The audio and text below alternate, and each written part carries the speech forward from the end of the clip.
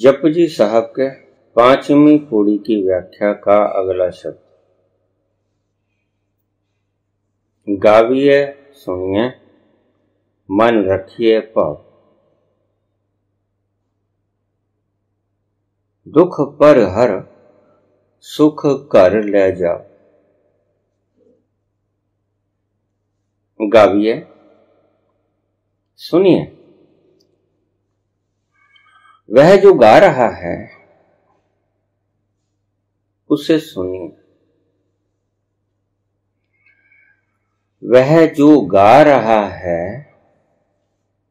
उसे सुनिए और उसको साथ साथ गाइए।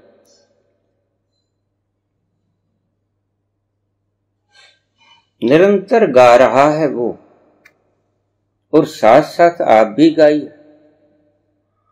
वह जो गा रहा है उसे सुनिए और साथ साथ गाइए। गाविए सुनिए, मन रखिए पाओ। गाविए गाइए। एक ओंकार, एक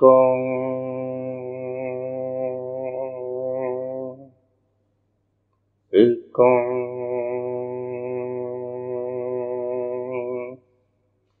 एक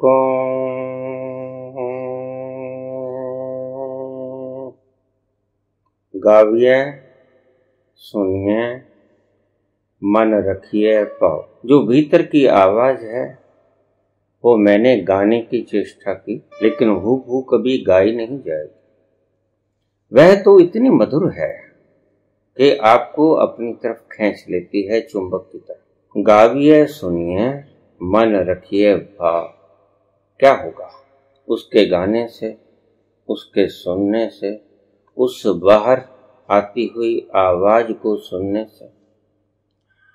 भीतर के अंतरम तलों से प्रकट हुई उस ध्वनि को गाने से और सुनने से क्या होगा? मन रखिए पाओ। आपके भीतर प्रेम का जन्म होगा, आपके भीतर श्रद्धा का जन्म होगा, प्रेम उपजेगा, श्रद्धा उपजेगी।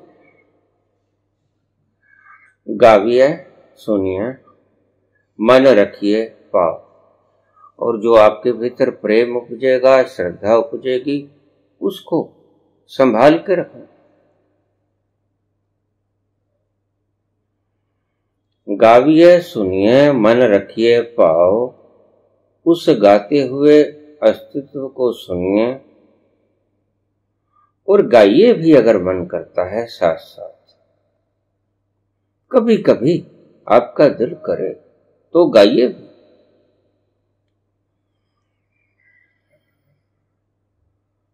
मन रखिए पाओ। क्या होगा? भाव उत्पन्न होगा, प्रेम उत्पन्न होगा, श्रद्धा उत्पन्न होगी। उस बिना टकराहट के पैदा हुई आवाज को सुनकर निरंतर 24 घंटे, दिन भर रात, पूरी उम्र बीत जाती है। यह नहीं चूकती, यह खत्म नहीं होती, यह बंद नहीं। मन रखिए पाओ। वह जो भाव उत्पन्न होगा श्रद्धा का, उस अपरा शक्ति के प्रति श्रद्धा का, प्रेम का, उसे सहेज के रखिए अपने हृदय में। और क्या होगा जब सहेज के रखोगे उसको अपने मन में? दुख पर हर। वह जब गाएगा और आप भी साथ में गाओगे और आप उसे सुनोगे तो वह एक चुंबक है, आप उसकी तरफ खींचोगे, वह अपनी तरफ खींच लेगा। इतनी प्यारी है वो ध्वनि, इतनी मुग्ध करने देने वाली है, इतनी मस्त कर देने वाली।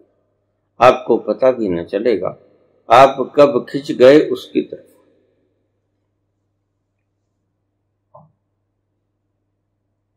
दुख पर हर, आपके सभी दुखों से छुटकारा मिल जाएगा आपको।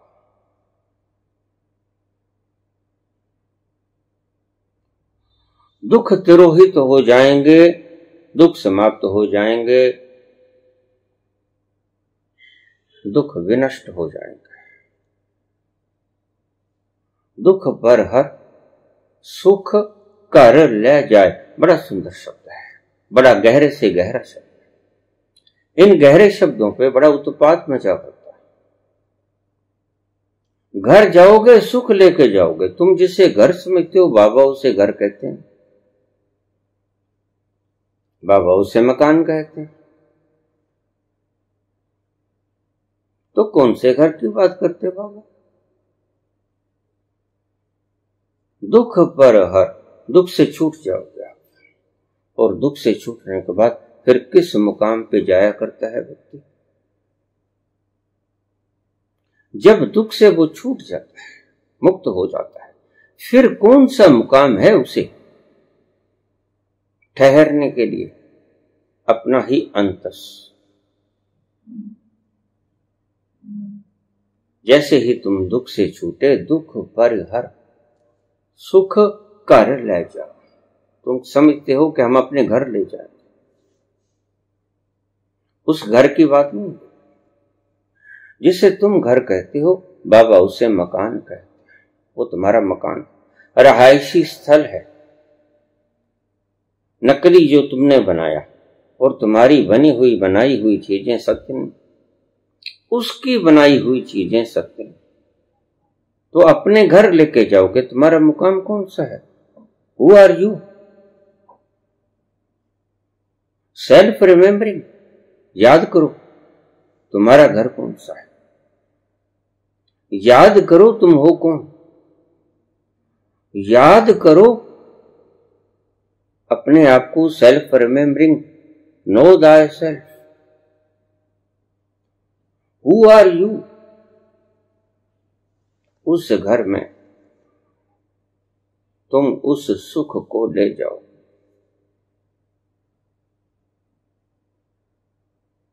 उस घर में तुम बस पहुंच जाओगे, सुख को तो क्या ले जाओगे? वहां जब जाओगे तो मिलेगा सुख ही सुख, अपार सुख, समुद्र जैसा विशाल सुख।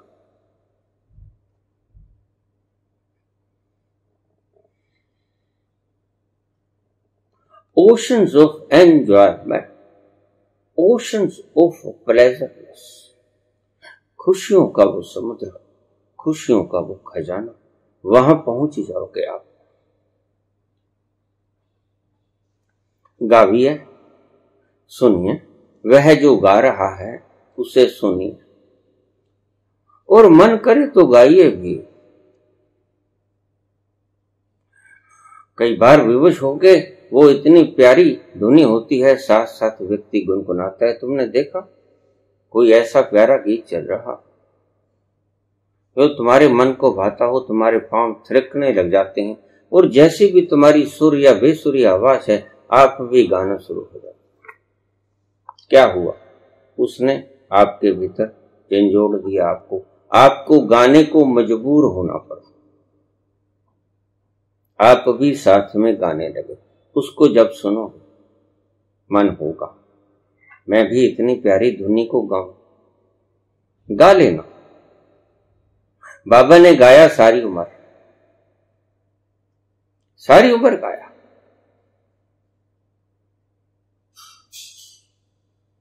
रबाब बजा के सारी उम्र गाया। गाविए, सुनिए, मन रखिए पाप। उसको गाते हो को सुनिए भी, और अगर मन में श्रद्धा और भाव उत्पन्न हो तो गाइए भी। वह गाने योग्य है।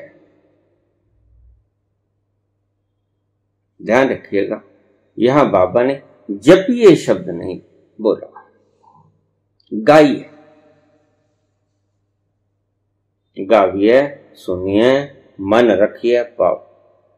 जो मन में खुशी उत्पन्न होगी, प्रेम उत्पन्न होगा, आनंद उत्पन्न होगा, मस्ती उत्पन्न होगी, बेसुधी बेखुदी उत्पन्न होगी, आनंद का वो समुद्र ठाठे मारेगा। उस प्रेम को सहेज कर अपने हृदय में रखें।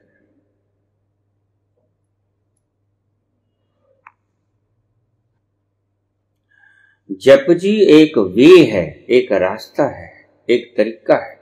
उस परमात्मा तक गाते, नाचते, हंसते, खिलखिलाते, मुस्कुराते, नृत्य करते, खुशी मनाते, झूमते, बहकते, लड़खड़ाते पहुंच जाने का मार्ग है जप जी। मस्ती में झूम झूम कर वहां पहुंच जाने का नाम है जप जी। तुम वहां पहुंच जाते हो, लेकिन लंबे चेहरे लिए नहीं।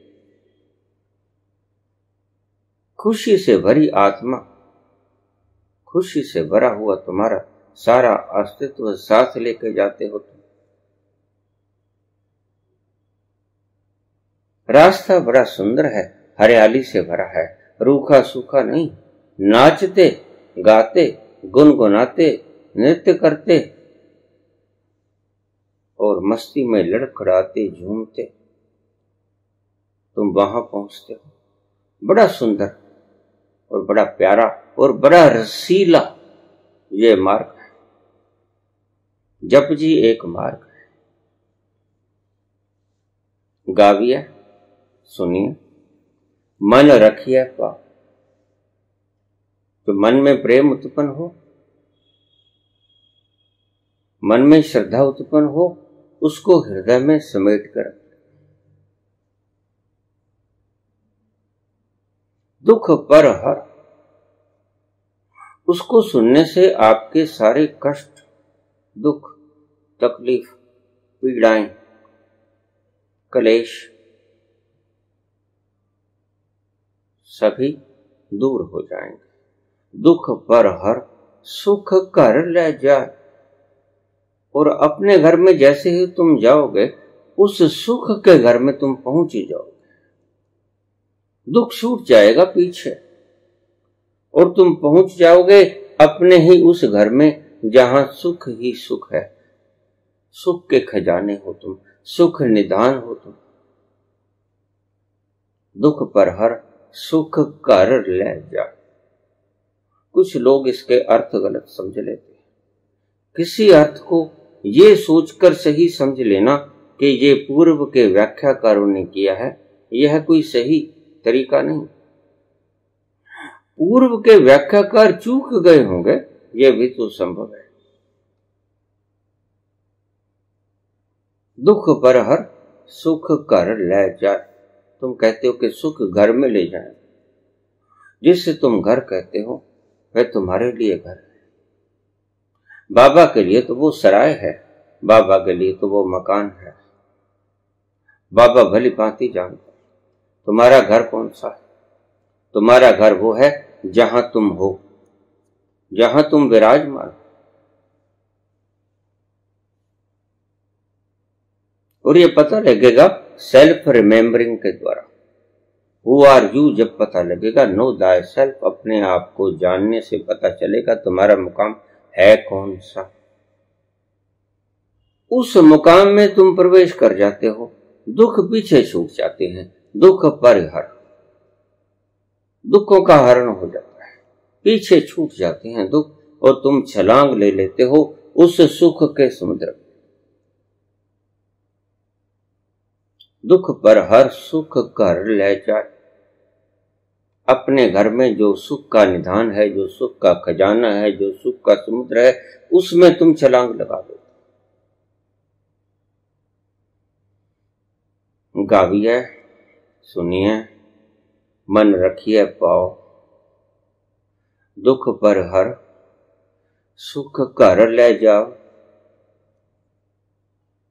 उस अपने घर में जो सुख का निधान है, सुख का खजाना है, उसमें तुम एस्टेब्लिश हो जाते हो, उसमें तुम स्थित हो जाते हो, जिसे भगवान कृष्ण स्थिति प्रज्ञ कहते हैं,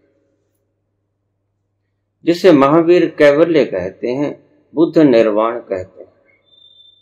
दुख पर हर सुख कर ले जा। बड़ा गहरा शब्द है, लोगों ने इसे बिगाड़ दिया है। पूर्व के व्याख्याकारों ने इन शब्दों की जितनी तौहीन की है कम। अपने घर सुख ले जाओगे, नहीं ये शब्द नहीं। बाबा ऐसे शब्द कहां बोल सकते? यह गुरु की वाणी है, गुरबाणी। तुम्हारे घर में सुख और सुविधाओं को ले जाने का सवाल नहीं है। यहां तुम्हारे असली मुकाम जानते हैं बाबा कौन सा? तुम अपने असली मुकाम में पहुंच जाते हो, छलांग लगा लेते हो, जंप कर जाते हो, और वहां तुम्हारे असली मुकाम में क्या है? सुखों का खजाना, सुख निधान। तुम सुख के पुंज हो, तुम सुख के समुद्र हो, तुम बेखुदी का ओशन। दुख पर हर, तुम्हारे सभी दुख पीछे छूट जाते और तुम छलांग ले लेते हो उस मधुर रस में, उस मधुर नाद में, जिसको तुमने सुना, जिसको तुमने गाया। गाविए, सुनिए, मन रखिए पाओ। और मन में भाव उत्पन्न हुआ, प्रेम उत्पन्न हुआ, श्रद्धा उत्पन्न हुई, उसको हृदय में सहेज कर रखो। क्या होगा? दुख पर हर सुख कर ले जाओ। इसका फल ये होगा कि दुख पीछे छूट जाएगा और तुम उस समुद्र के खजाने में जंप कर जाओगे, छलांग ले लोगे, तुम अपने तक पहुंच जाओगे।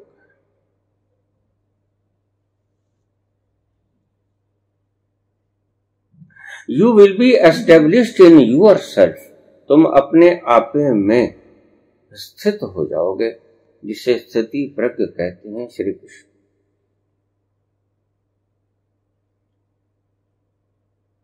गाविए, सुनिए, मन रखिए पाओ। दुख पर हर सुख कर ले जाओ। और जैसे ही तुम जंप करते हो, स्वयं के भीतर एस्टेब्लिश हो जाते हो, कछुए की तरह सभी अंगों को समेट कर, तो बड़े आनंदित हो जाते हो। सुख के समुद्र में विश्राम पाते हो, अनहद में विश्राम। तुम उस अनहद में विश्राम हो जाते हो। जहां से वो अनहद की नाद की आवाज आ रही है, उसमें तुम आराम करने लगते हो। ठंडी हवाओं में, झूमती घटाओं में, ठंडी छाओं में तुम विश्राम करते हो। दुखों से तुम तप्त हुए, आज पहली बार विश्राम मिला। जब दुख पीछे छूट गए और तुमने छलांग ले लिया, उसने तुम्हें आत्मसात कर लिया, उसने तुम्हें खींच लिया अपनी तरफ और तुम प्रतिष्ठित हो गए अपने आप में। या यूं कहिए कि उसने तुम्हें प्रतिष्ठित कर लिया अपने आप में। दोनों बातों का एक ही अर्थ है। गुरुमुख नादम, गुरुमुख वेदम। सिख धर्म में दो शब्द हैं, गुरुमुख, मनमुख।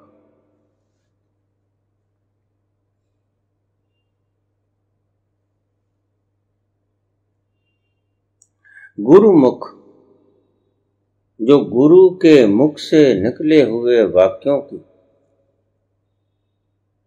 पालना करता वो गुरुमुख, और जो मन के भीतर से निकली हुई आवाज का पालन करता वो मनमुख। तो बाबा यहां कहते हैं गुरुमुख नादम, जहां से नाद प्रकट हो रहा है वो है गुरुमुख। गुरुमुख नादम, जहां से नाद प्रकट हो रहा है वो गुरुमुख है। यानी गुरु के मुख से, गुरु मुख से नाद प्रकट होता है। गुरुमुख वेदम, बाबा कहते हैं किसी से मत पूछना, सारा ज्ञान गुरुमुख से मिल जाएगा आपको, आपके भीतर बैठे गुरु से। गुरुमुख नादम, वहां जहां नाद बज रहा है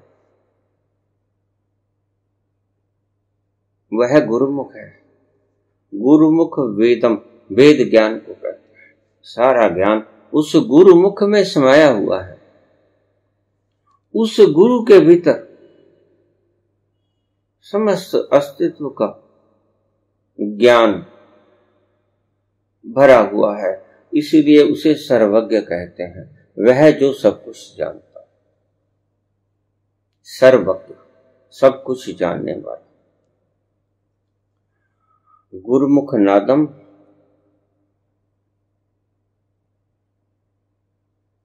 वो जहां से नाद प्रकट हो रहा है वह है गुरुमुख। बस उसको ही गाविए, सुनिए, मन रखिए पाओ, यही कुछ करना है। गुरुमुख से जो नाद प्रकट होता है उसी को गाना है, उसी को सुनना है और उसी को जो प्रेम उत्पन्न हो, श्रद्धा उत्पन्न हो, हृदय में प्रतिष्ठित कर लेना है।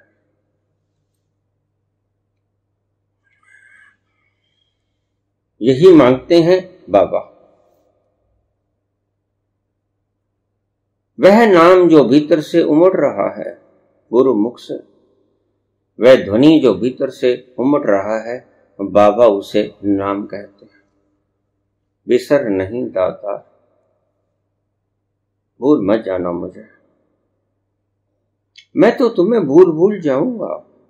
सोऊंगा तो भूल जाऊंगा, खाना खाऊंगा तो भूल जाऊंगा, कहीं चलूंगा तो भूल जाऊंगा, थोड़ी सी तकलीफ आएगी तो भूल जाऊंगा, कोई घर बार के कामों में संलग्न हुआ तो भूल जाऊंगा। मैं तो भूलनहारा हूं, लेकिन तू मुझे मत भुलाना प्रभु। बिसर नहीं दाता, हे दाता मुझे भूल मत जाना। मैं तुम्हें भूलूंगा, मैं भूलनहारा हूं, तू बख्शनहारा है, लेकिन तू मुझे याद रखना। अपना नाम दे, वो नाम सदा ही मुझे सुनाते रहना, वो नाम की कृपा मेरे ऊपर सदा ही बरसाते रहना। वो जो गुरुमुख से नादम, गुरुमुख नादम, गुरुमुख वेदम, मैं जब गुरुमुख से नाद उमड़ रहा है, उठ रहा है, वह मुझे हर वक्त सुनाते रहना। यद्यपि मैं भूल जाऊंगा, मैं भूलनहारा हूं, तू बख्शनहारा है, तू मुझे भूलना मत, तू मुझे बिसर मत जाना, तू मुझे बिसार मत देना। बिसर नहीं दाता, अपना नाम दे, वो नाम मुझे सुनाते रहना। गुरुमुख नादम, मैं गुरुमुख से जो नाद निकलता मुझे सदा ही सुनाई पड़ता है। गुरुमुख वेदम, गुरुमुख रया समाय, बड़ा सुंदर शब्द है। इसकी व्याख्याकारों ने बद्ध कर दी, व्याख्याकारों ने इन शब्दों का जुलूस निकाल दिया। गुरुमुख रया समाय, गुरुमुख नादम, गुरुमुख वेदम, गुरुमुख रया समाय। वह गुरुमुख सब जगह समाया हुआ है। अब यहां बुद्धि में आने वाली बात है नहीं। अब तुम व्याख्याकारों से कहोगे कि इसका मतलब निकाल, कहेंगे, व्याख्याकार कहेंगे बियॉन्ड वर्ड्स, यह शब्दों में डाला नहीं जाता, इतना गहन शब्द है।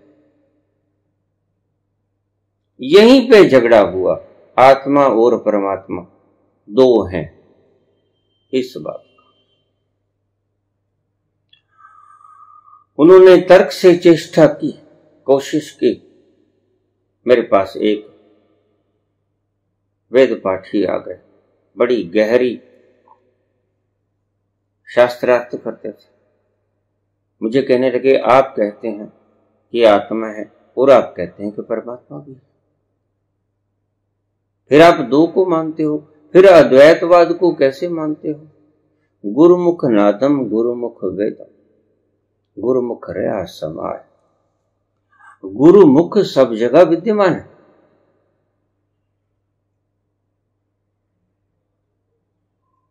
हमारे उपनिषद में भी लिखा है,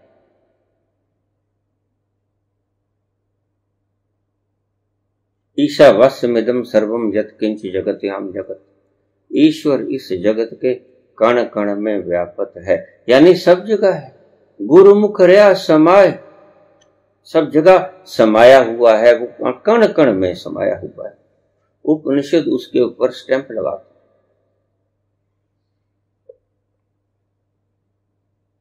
तो मुझसे पूछने लगे वो वेद पाठी कि जो एक जगह है वह सब जगह कैसे हो सकता है, और जो सब जगह है वह एक जगह कैसे हो सकता है? मैंने कहा, यही तुम्हारा भ्रम है। इसी घुंडी के अंदर तुम लोग उलझे हुए हो और आत्मा और परमात्मा को दो मानते हो, बूंद और समुद्र को दो समझते हो। बस तुम्हें यह नहीं पता कि बूंद समुद्र का ही हिस्सा है। थोड़ी सी जुदाई हो गई है उसका हिस्सा, जब चाहे मिल सकता है। बूंद समानी समुद्र में, बस एक हो गया। तो तुम कहते हो जो आत्मा तुम्हारे भीतर है वह सर्वव्यापक है, जो एक जगह पे विद्यमान है सर्वव्यापक कैसे हो गए? तो मैंने कहा, उल्टा तो ठीक है, इससे उल्टा तो ठीक है। सर्वव्यापक तो किसी एक विशेष जगह पे हो सकता है। मैंने कब कहा कि वो एक जगह पे है? तुमने किसी से गलत सुन लिया होगा। मैं कहता हूं कि वह सब जगह पे है, आत्मा भी सब जगह पे है। यद्यपि पुकारने में शब्दों में भूल चूक हो जाया करती है। शब्द सीमित है, शब्दों से परे की बात है। वो एक सब जगह नहीं हो सकता, मैंने माना। आत्मा सर्वव्यापक नहीं है, मैंने माना। लेकिन सर्वव्यापक तो आत्मा के भीतर है कि नहीं है? जो सब जगह मौजूद है वह आत्मा में मौजूद है कि नहीं है? वो तो है, तो फिर दो कैसे हो गए? तुम उल्टा बात को सिद्ध करने में लगे हो, यही मार खा जाते हो। तुम शीर शासन किए खड़े रहते, तुम्हें दुनिया उल्टी नजर आती। एक सर्वव्यापक नहीं हो सकता, आत्मा सर्वव्यापक नहीं हो सकता, लेकिन परमात्मा तो सर्वव्यापक है। वह तो आत्मा को भी बीच में संजोए रहता है। तो सर्वव्यापक आत्मा को अपने आप में समाहित किए हुए है या नहीं? तो ये तो है। तो बस आपकी बात का जवाब मिल गया। काहे माथापाची कर रहे? बूंद और समुद्र अलग नहीं है, थोड़ी दूरी दूरी पे हो सकते हैं, वो भी भ्रम की दूरी है। इसीलिए शंकराचार्य ने कहा, ब्रह्म सत्यम जगत मिथ्या। ये जैसा तुम देख रहे हो वैसा जगत है नहीं, ब्रह्म ही सत्य है, वह सर्वव्यापक है, यही सत्य है, वह सर्वव्यापक है। ईशावास्यमिदं सर्वम यत् किंच जगत्याम जगत, यही सत्य है। तो जो सर्वव्यापक है वह तुम्हारी आत्मा में भी व्यापक है, वह सभी की आत्माओं में व्यापक है, सभी प्राणियों की आत्माओं में वही व्यापक है। वास्यमिदं सर्वम यत किंच जगतयाम जगत।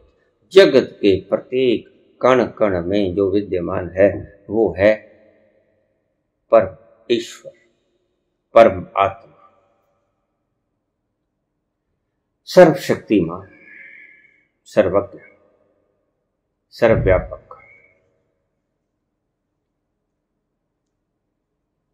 गुरुमुख रया समाय, वह गुरुमुख सब जगह मौजूद है, सर्वव्यापक है। बुद्धि से समझोगे नहीं समझ पाओगे, टूट टूट जाएगी बुद्धि।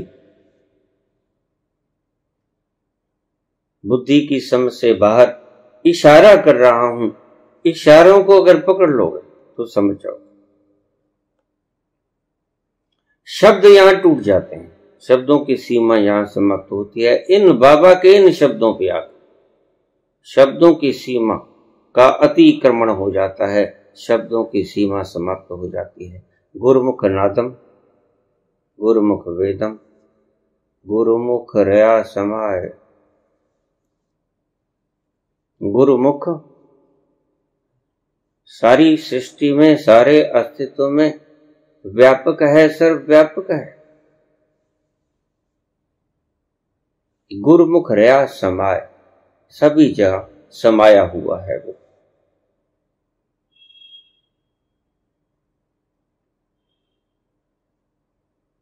गुरुमुख नादम, गुरुमुख वेदम, गुरुमुख रया समाय। गुरुमुख जहां से नाद प्रकट होता है, गुरुमुख वेदम, उस गुरुमुख के भीतर सारे वेद छुपे पड़े हैं, सारा ज्ञान है। बाहर के गुरुओं से मत पूछना, भीतर के गुरु से पूछ लो। बस इसी कारण से गुरु गोविंद सिंह ने कहा कि देहधारी को गुरु मत बना लो, और कोई कारण नहीं। क्योंकि तुम्हारे भीतर का गुरु, इसे नानक गुरु कहते हैं, वह सब जानता है, वह सर्वज्ञ है। पूछ लेना गुरु से। गुरु को परमात्मा मत समझ लो, यह मूढ़ता है। गुरुर ब्रह्मा गुरुर विष्णु गुरुर देवो महेश्वरा, यह मूढ़ता है। ये माटी का पुतला कुछ नहीं जानता, ये माटी के पुतले के भीतर वह है जो दीपक जल रहा है। दिया जले अगम का बिन बाती बिन तेज, 2400 घंटे जो जल रहा है दीपक, वह है गुरु। जैसे तुम्हारे घर में कोई दिया जला है और घर को ही दिया और दिए को ही घर समझना शुरू कर दे, बिल्कुल तुमने वही गलती की। इसलिए गुरु जिसे तुम इतना सम्मान देते हो, वह तुम्हारा मित्र भर है, वह तुम्हारा मार्गदर्शक भर है। सिर्फ तुमने सीखा नहीं, वह जानता है। इतना सा फर्क। गुरुमुख नादम, गुरुमुख से, उसी गुरु की बात कर रहे हैं, भीतर के गुरु। गुरुमुख वेदम, उसे सब कुछ पता है, उससे पूछ ले। और वह निरंतर तुम्हें संवाद करना चाहता है। क्या करे, तुम कोलाहल में गुम हुए रहते हो हर वक्त, इसलिए मैं कहता हूं एकांत में बैठ जाओ। फुर्सत के पल पैदा करो। वेल जद भी मिली ए फर्जा तो तेरे मुख दी किताब ले बैठा। उसके मुख की किताब ले बैठा। जैसे ही संसार के फर्जों से थोड़ा सा निवृत्त हो जाओ, रोज बैठ जाओ, थोड़ा थोड़ा करके बैठ जाओ, चले। यकसा न बैठ पाओगे, यकदम न बैठ पाओगे, थोड़ा थोड़ा करके बैठ जाओ, चले।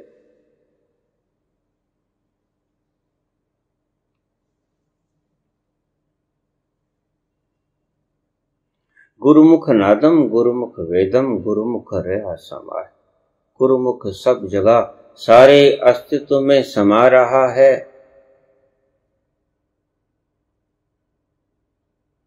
सब जगह मौजूद है, वह गुरुमुख कहलाता है। उसी के भीतर से नाद प्रकट होता है, वही सब कुछ जानता है। बाहर के गुरु को पूजना शुरू मत कर देना, यही तुम्हारी गलती रही और यही गुरु गोविंद सिंह ने आपकी गलती को मना किया, इसी कारण से मना किया। पूछ लेना जैसे तुम अध्यापक से पूछते हो, ये फार्मूला सॉल्व करके बता दो, बस इतना सा काम है। बाहर के गुरु बता देगा, यद्यपि काम का है, क्योंकि अगर नहीं बताएगा तो मुश्किल हो जाएगा। वो रास्ता बताएगा तुम्हें उस गुरु के मुख तक पहुंचने का, ये भी काफी है, इसलिए पूजनीय है, तिरस्कृत नहीं है। तुम जब तिरस्कार करना शुरू कर देते हो, माटी के इस पुतले के गुरु का उस दिया जले अगम के पास पहुंचने के लिए, तो यहां तुम गलती खा जाते हो, क्योंकि इसके सहारे की आवश्यकता है, इसके मार्गदर्शन की जरूरत है,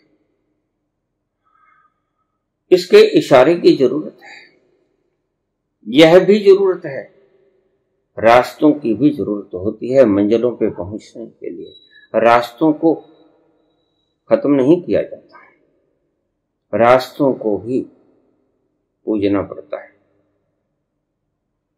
यह रास्ता दिखाने वाला मार्गदर्शक है, गुरु को सिर्फ मार्गदर्शक मान लेना। जहां जाओगे सही गुरु तो वो है। गुरुमुख हरिया समाय, सभी जगह वह गुरुमुख विद्यमान है।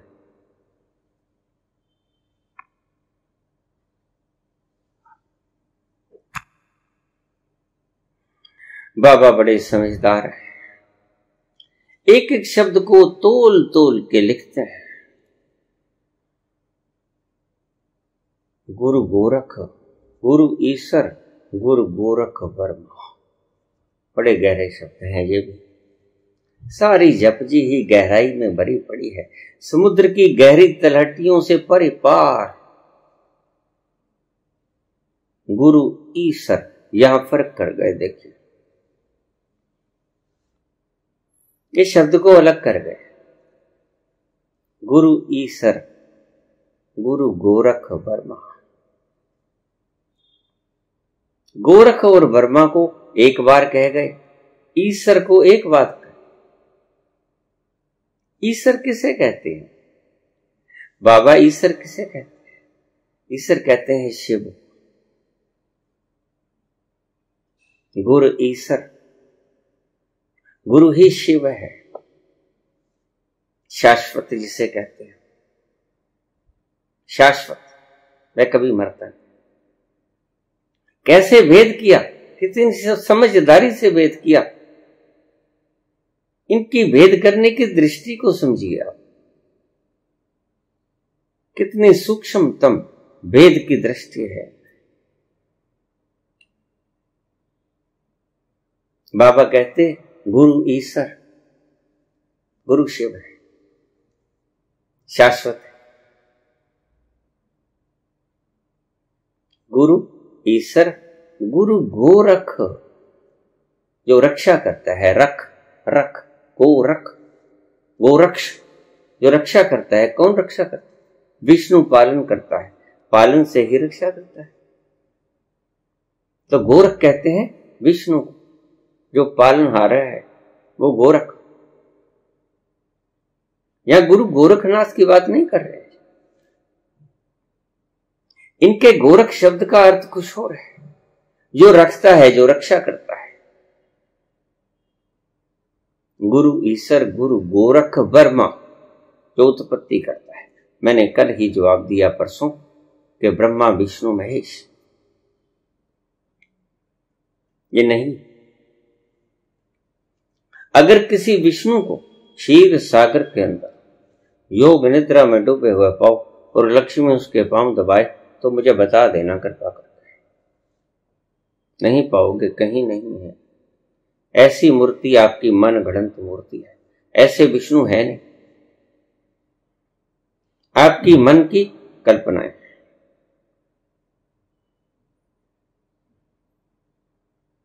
बाबा कहते गुरु ईश्वर शिव, उसकी कोई तस्वीर नहीं। मैंने परसों भी कहा कि ये सब हैं, लेकिन जैसा तुमने बनाया वैसा नहीं। तुमने देखे बिना बना दिया, यही गलती है। अनंत देवी देवता है, अनंत तलों के देवी देवता हैं, जिनको आपने नाम अलग अलग दे दिए। किसको यक्षिणी कह दिया, किसी को दक्षिणी कह दिया, किसी को पिशाचिनी कह दिया, चंडालनी कह दिया, भूतनी कह दिया, किसको देवता कह दिया, तो यक्ष किन्नर नर नाग गंधर्व आपने अलग अलग नाम दे दिए। किसी को अप्सराएं कह दिया, सब आपने अलग अलग नाम दे दिए। उनकी कॉन्शियसनेस की क्वांटिटी के मुताबिक नाम रखे गए, और नाम रखे गए उनकी चेतना की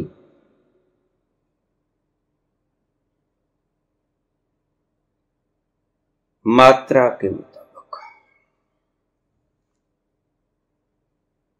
बात चेतना की मात्रा की है, तुमने उसे नाम दे दिया, क्योंकि तुम सभी को नामों से पहचानते हो। परमात्मा तक को तुम नामों से पहचानते हो, तो तुमने अलग अलग नाम दे दिए, लेकिन नामों से चिमट गए, बस यही गलती खा गए। तुमने ये नहीं देखा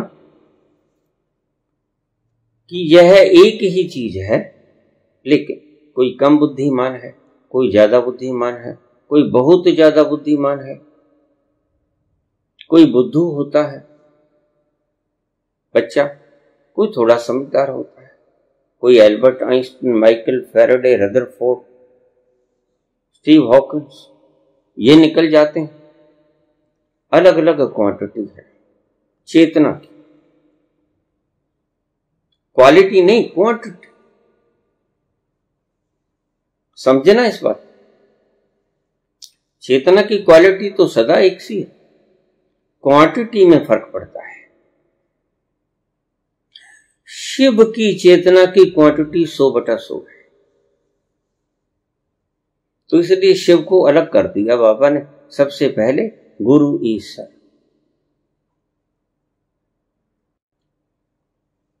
गुरु गोरख वर्मा, गुरु पार्वती माई, गुरु ही शिव है,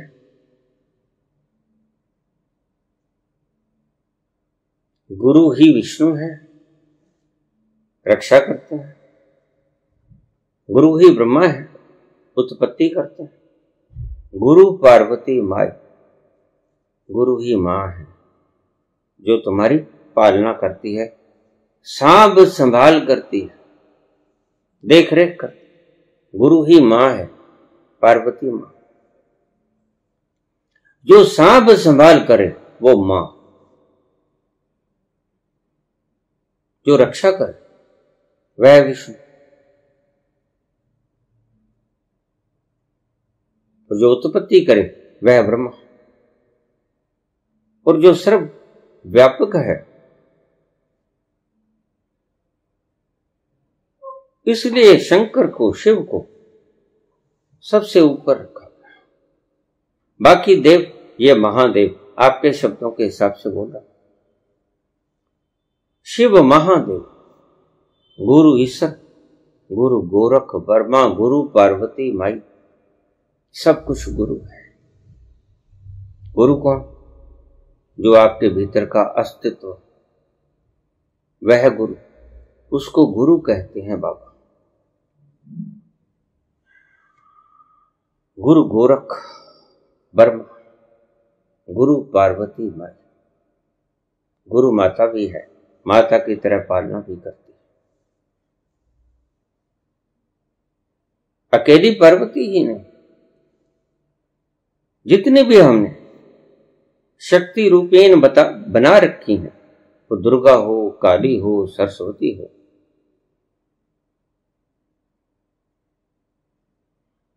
कोई भी माता हो, नव दुर्गा जिसे हम पूजन करते हैं नवरात्रों में, या इससे अन्य यक्षिणी, दक्षिणी, भूतनी, पिशाचिनी, चंडालनी, ये सब माताएं चेतना के तल अलग अलग है। ऐसी डिस्ट्रीब्यूशन की हमारे मनुष्यों, लेकिन हम चूक गए, समझ नहीं सके, क्योंकि बहुत गहरी बात है। समझेगा तो वही जो उस तल पर पहुंचेगा। उस तल पर पहुंचने से पहले ना कोई समझ पाया ना कोई समझेगा, सिर्फ खोपड़ी के ऊपर से बातें गुजर जाएंगी।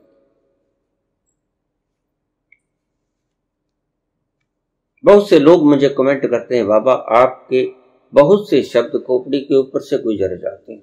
मैंने कहा होगा ऐसा, चिंता मत करना, कुछ वक्त ऐसा आएगा जब सब बातें तुम्हें समझ आ जाएंगी। समझ आएंगी नहीं, कुछ इशारों से समझोगे, कुछ शब्दों से समझोगे, कुछ अर्थों से समझोगे, कुछ भावों से समझोगे, कुछ प्रेम से समझोगे, कुछ स्थितियों से समझोगे, अलग अलग दिशाओं में जाकर तुम्हें आखिर में सब समझ आ जाएगी, समग्र की समझ आ जाएगी। और आखिर में जब तुम लीन हो जाओगे तो सारा कुछ समझ आ ही जाएगा। हमारे यहां एक डॉक्टर था थोड़ी दूरी पर, उसके पास कोई पेशेंट जाता तो वह उसका निरीक्षण करता। बड़ा समझदार डॉक्टर था। उसे देख दुख के कहता कि मुझे ऐसा लगता है कि इसके ये बीमारी है और ये भी है, ये बीमारी भी है, ये भी है। तो फिर उससे पूछते, डॉक्टर साहब फिर कैसे पता चले कि क्या क्या बीमारी है? वो कहता, जब मैं इसे खोल लूंगा ना तो सारा कुछ पता चल जाएगा।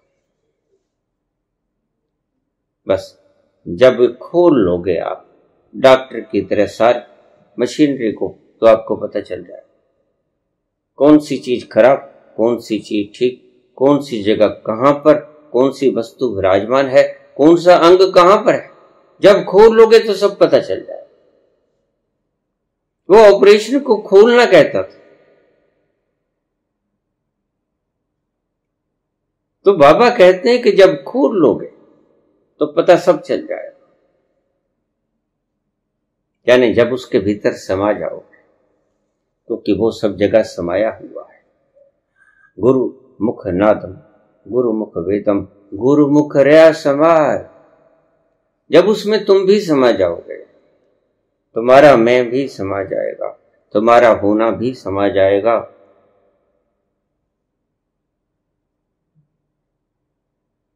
तब तुम्हें समझा आज ही जाए। गुरु ईश्वर, गुरु शिव है, शाश्वत है, जो मरता न कटता न जलता न गलता, वह शिव। गुरु ईश्वर, ईश्वर। शिव को ईश्वर कहा, अकेले शिव को। ब्रह्मा को भी नहीं कहा, विष्णु को भी नहीं कहा, किसी भी माता को भी नहीं कहा, अलग से रख दिया, सिर्फ शिव को कहा। शिव को ईश्वर कहा। गुरु ईश्वर, गुरु गोरख वर्मा, गुरु पार्वती माई, इनके लेबल इन्होंने अलग अलग से रख दिए बाबा ने।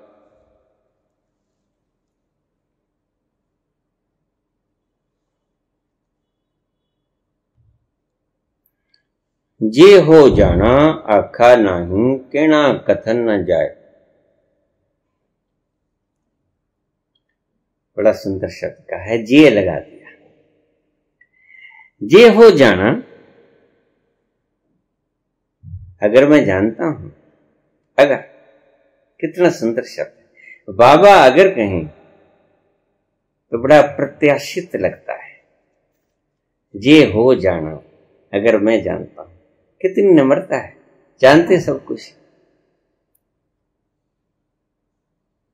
तुम तो छाती पीट के कहते मैं जानता हूं, मैं ज्ञानी, लेकिन बाबा कहते हैं जे हो जाना आखा नहीं, मैं कह नहीं सकता, उसका बखान नहीं कर सकता। जे हो जाना आखा नहीं, कहना कथन ना जाए। वो कैसा है, वो कौन है, कहां से आया, कैसे उत्पन्न हुआ, कैसा रूप, कैसा रंग, कैसा है वो, जे हो जाना आखा नहीं, कहना कथन ना जाए। अगर मैं उसे जानता हूं तो मैं उसे कह नहीं सकता। ये इशारा है कि वो कहा नहीं जा सकता। आपके शब्द छोटे पड़ते, जे हो जाना आखा नहीं, कह नहीं सकता। आपके शब्द बड़े बड़े बड़े दूर तक छूट जाते हैं। आप आगे आ जाते हो, बहुत आगे, उसे जानने के लिए, उसे समझने के लिए। आखा कथन न जाए, उसको कथन नहीं किया जा सकता। मैं जानता हूं, बाबा से ज्यादा और कौन जानता। जे हो जाना आखा नहीं, कहना कथन न जाए, उसको कहा नहीं जा सकता शब्दों में, इशारों में भी नहीं कहा जा सकता। इशारे भी यहां छूट जाते हैं। तुमने शब्दों से कहा वो रहा चंद्रमा, नहीं पहुंच पाए। तुमने इशारों से कहा वो रहा चंद्रमा, लेकिन इशारे भी यहां करते। झांकोगे कैसे, पता कैसे चलेगा, जब कोई समझदार व्यक्ति इसकी बिल्कुल स्ट्रेट लाइन में दिखेगा, तो दिखेगा वो जिसकी तरफ इशारा कर रहे बाबा। जे हो जाना आखा नहीं, कहना कथन न जाए। आगे बड़ा सुंदर शब्द है।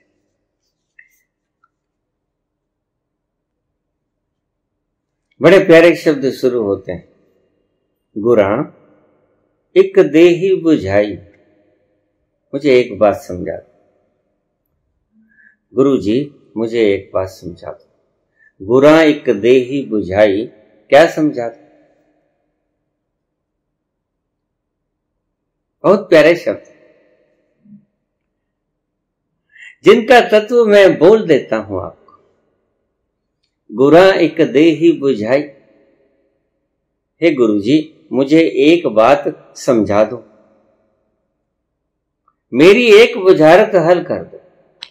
सबना जिया का एक दाता, ये सभी जग के चराचर जीव, और आप उसके अकेले सदा सदा के दाता हो।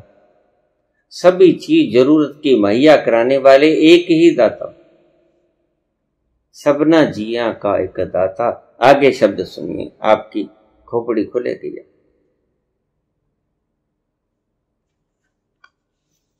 सबना जिया का एक दाता, सो मैं बिसर न जाए। वह मुझे भुला ना दे। तुम तो उसको याद करते। कॉन्फ्लिक्ट पड़ गया ना बाबा के शब्दों में और आपके शब्दों में, कॉन्फ्लिक्ट आ गया। सबना जिया का एक दाता, वो परम पिता परमेश्वर, सर्वव्यापक, सर्वज्ञ, सर्वशक्तिमान, सबका दातार।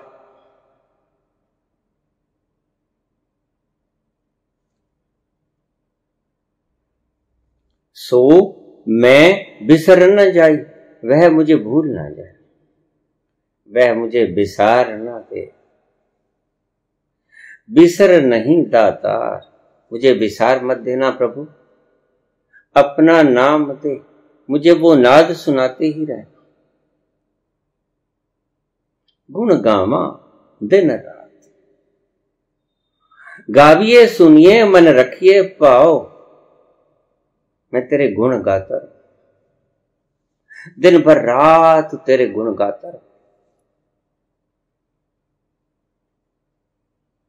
गुण गावा दिन रात, नानक चाव ए मुझे और किसी चीज का चाव नहीं, मुझे शौक नहीं है। मुझे एक ही शौक है,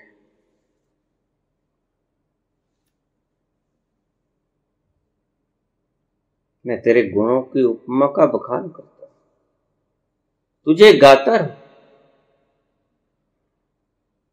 तुझे सुनता रहूं, तुझे सुनाता रहूं। और बाबा सारी उम्र गाते रहे, बाबा सारी उम्र सुनते रहे, जो चीज उसे सुनाते रहे।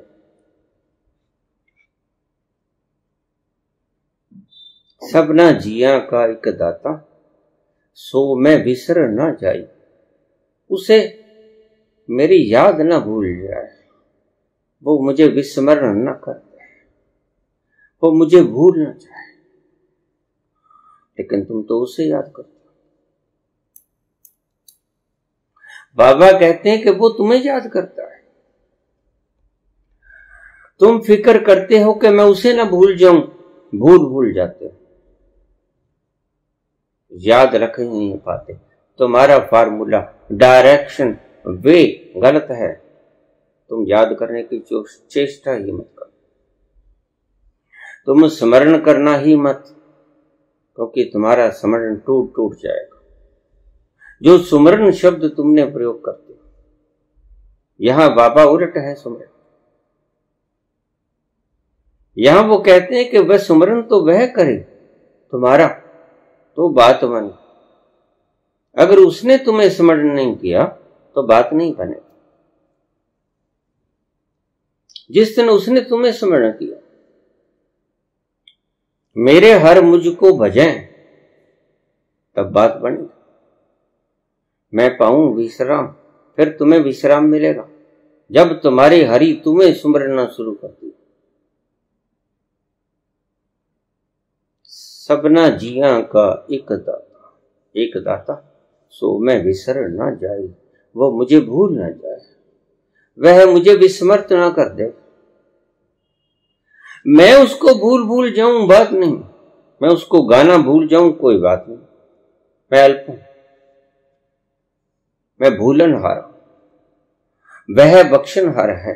लेकिन अगर उसने मुझे याद करना बंद कर दिया, अगर उसने अपनी नदरी मुख द्वार, अपनी नजर फेंकनी बंद कर दी मेरे ऊपर, तो मेरी क्या औकात उसके सामने। मैं खिलौना हूं उसके हाथों का, वह मुझे नचा रहा है, और जैसा नचा रहा मैं नाच रहा हूं। मुझे नाचना पड़ता है। माटी का पुतरा कैसो नचत है, जैसा वो नचाता है वैसा माटी का पुतरा नाच रहा है। समझता यह है कि मैं नाच रहा हूं, मैं खुद नाच रहा हूं। गलती यही खा जाता है। रैदास भी यही कहता, माटी का पुत्रो कैसा नचत है, कैसे नाच रहा है। समझ रहा है कि मैं नाच रहा हूं, वह नहीं नाच रहा है, उसे कोई नचा रहा है। यही भ्रम है, इसी को कहते हैं अज्ञान। जिस दिन तुम्हें समझ आएगा कि तुम स्वयं से नहीं नाच रहे हो, तुम्हें कोई नचाने वाला है, उस दिन सारी बेड़ियां टूट जाएंगी। जिस दिन तुमने आंखें उठाकर उस इशारे की सीध में देख लिया, शब्दों पे भी ना रुके, इशारों पे भी ना रुके, उस इशारों की स्ट्रेट लाइन में जिस दिन आपने देख लिया, तो आप पाओगे वो विशाल हाथ समस्त सृजना को नचा रहे हैं। वह है नचाने वाला। आपकी क्या मजाल के आप ना नाच। सो मैं बिसर ना जाए, सब ना जिया का एक दाता, गुरा एक देही बुझाई। हे गुरु जी, हे पार ब्रह्म परमेश्वर, हे ईश्वर, मुझे एक बात समझा दीजिए।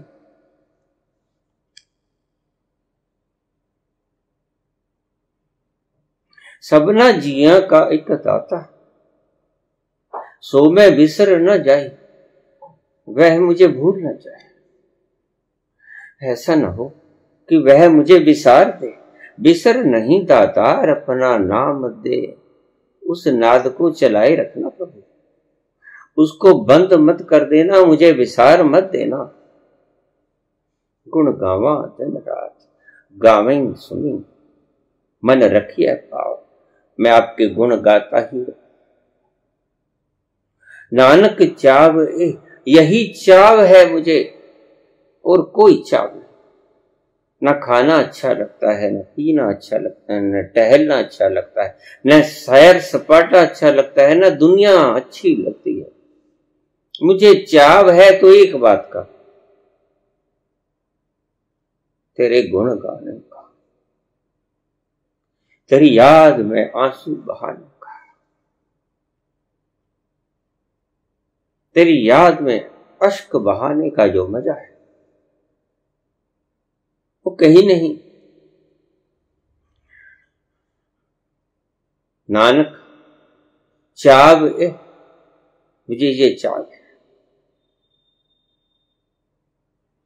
गुरा एक देही बुझाए, हे गुरु जी मुझे एक बात बता दो, सबना जिया का एक दाता, सभी जीवों का तू एक दाता है, एक दाता है, दो नहीं। सो मैं बिसर ना जाए, वो मुझे भूल ना जाए कभी, बस यही मेरी चाहत है, यही मेरी प्रार्थना है, यही मेरी अरदास है। आप तो अरदास करते हो बाबा मुझे ये दे दो, मुझे ये सुख दे दो, मुझे दुख हर लो मेरे। लेकिन बाबा कहते हैं कि ऐसी फरियाद मत कर, तुम्हारी सब फरियादें उसने ऑलरेडी पूरी कर रखी। अपने भीतर उतरो, उस नाद में समा जाओ, दुख पर हर सुख कर ले जाओ। दुख को हटाने की बाबा से फरियाद मत करो, उसके भीतर छलांग ले लो, दुख पीछे छूट जाएंगे और तुम सुख के समुद्र में कूद जाओगे, जंप कर लोगे, उसमें छलांग दे दोगे। तुम कहते हो बाबा ऐसा कर दे, तुम हुक्म चलाते हो, तुम हाकिम बन बैठते हो तुम कठपुतली, हो तुम उसके हाथों की कठपुतली। वह तुम्हें जैसा नचाता है नाचना वैसे ही पड़ता है, और नाचते नाचते तुम कहते हो कि नहीं बोरिंग सब्जेक्ट, तुम ऐसा करो, तुम उसे सुझाव देने लगते हो, यहीं तुम मार खा जाते हो। क्योंकि अगर उसके ढंग से चलते तो बड़ा आनंद आता, बड़ा सुखी जीवन होता। लेकिन जैसे ही तुम उसको नचाना शुरू कर देते हो, धारा से उलट बहे और दुखी हुए। जब भी कोई धारा से उलट बहा है वह दुखी होता है। दुख उसे ही कहते हैं जो परमात्मा की धारा के विरुद्ध तैरा, वह दुखी, और जो परमात्मा की धारा के साथ संयोग होकर बहा वह सुखी। बस सीधी सी परिभाषा सुख और दुख। जो उसकी इच्छा के विपरीत धारा में तैरा वह दुखी, जो उसकी इच्छा के समानांतर उसकी धारा में बहा वह सुखी, वह परम सुखी। बिसर नहीं दाता, गुरा एक देही बुझाए, सबना जिया का एक दाता, सो मैं बिसर न जाए। इन शब्दों में बाबा ने तुम्हारे सभी जप तप जाप सुमरण अरदास समाप्त कर दिया। इतने गहरे अर्थ हैं इन शब्दों के कि आपकी सभी प्रार्थनाएं, आपकी सभी अरदासें व्यर्थ हो जाती। अरदास करने का अर्थ क्या है? बाबा मुझे ये दे दो, इसका मतलब यह है उसे मालूम है कि तुम्हें इस चीज की आवश्यकता है।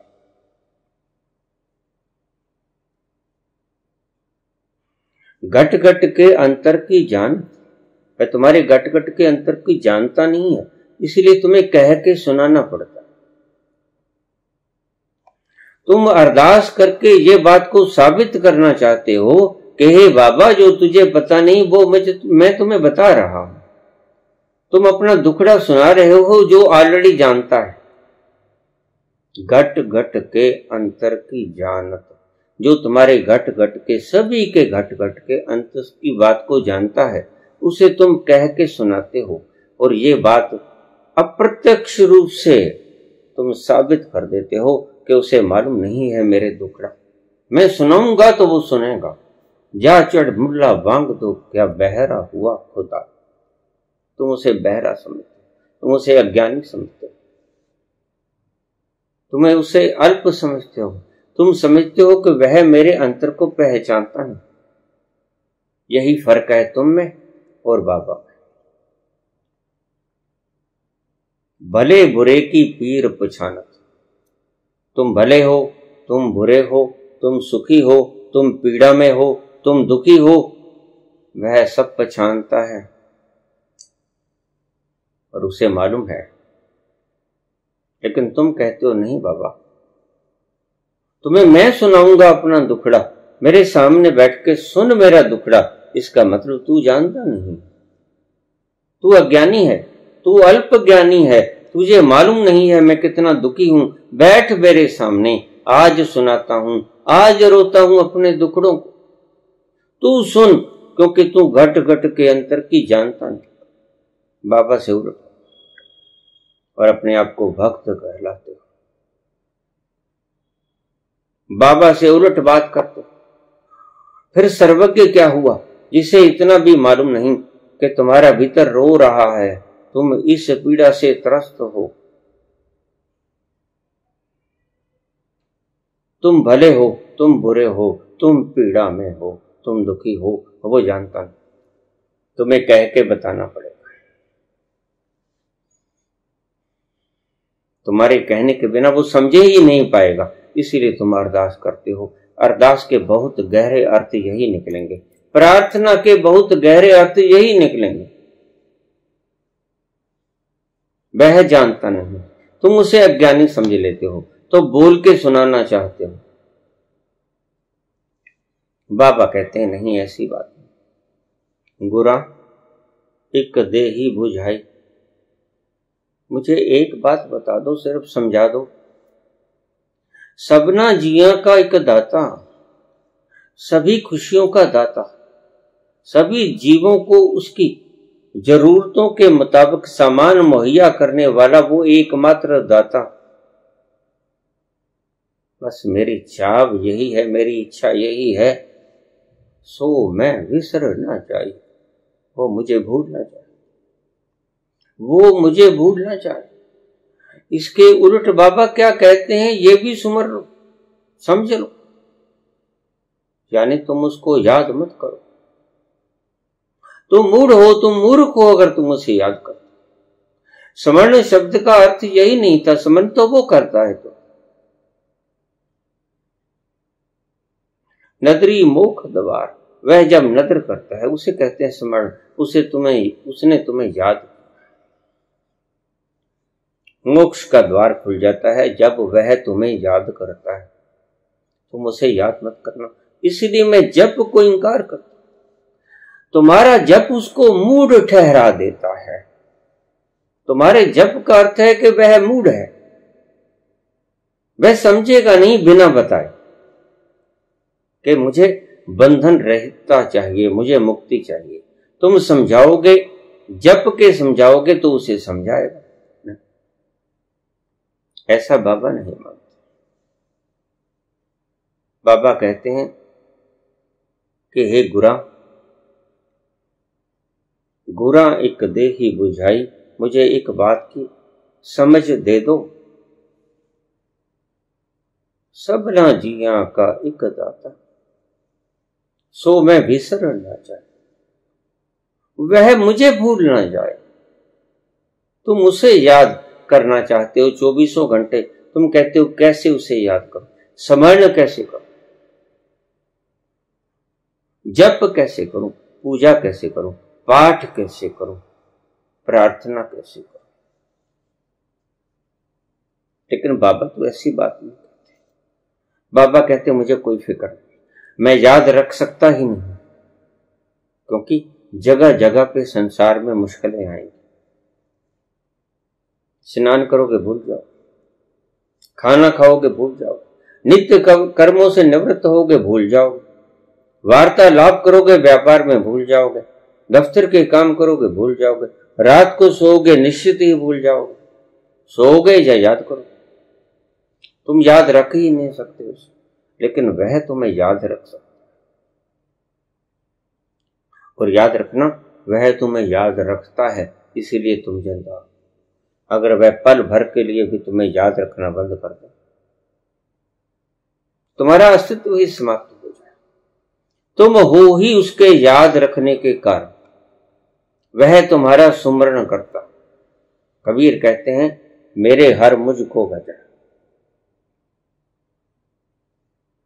मैं पाऊं विश्राम, मैं आराम करता हूं। वह मुझे भजता है, उसने भजता हुआ सुना है कबीर ने। वह जो नाद है तुम्हें भज रहा है, वह तुम्हें ही तो याद कर रहा है, तुम्हें ही तो पुकार रहा है। लेकिन तुम जगते कहां हो? तुम उसके पास जाने से डरते हो, क्योंकि वहां तुम तिरोहित हो जाते हो, तुम फूक जाते हो, तुम विलीन हो जाते हो, विनष्ट हो जाते हो, तलीन हो जाते हो। तुम्हारा होना मिट जाता है, तुम्हारा अस्तित्व मिट जाता है, तुम्हारा नामो निशान नहीं बचता। तुम इससे डरते हो, थर्राते हो, कंपते हो, घबराते हो। लेकिन बाबा नहीं डरते। बाबा को पता है, बाबा भीतर मैं नहीं है, कब का विलीन हो चुका मैं वाष्प भूत बनकर उड़ गया। गुरा बड़ा प्यारा शब्द है। एक देह ही बुझाए, एक बात मुझे समझा दीजिए, एक बात मुझे समझा दीजिए। सबना जिया का एक दाता, सभी जीवों का एक दाता, एकमात्र दाता। सो मैं विसर न जाए, वह मुझे भूल न जाए, वो कभी मुझे भूल न जाए, मुझे विस्मरण न कर दे। ऐसा न कर दे, हर वक्त मुझे याद रखे, हर वक्त मुझे याद रखे। बिसर नहीं दातार, बिसर नहीं दातार, अपना नाम दे, गुण गावा दिन रात, नानक चाग दे। धन्यवाद।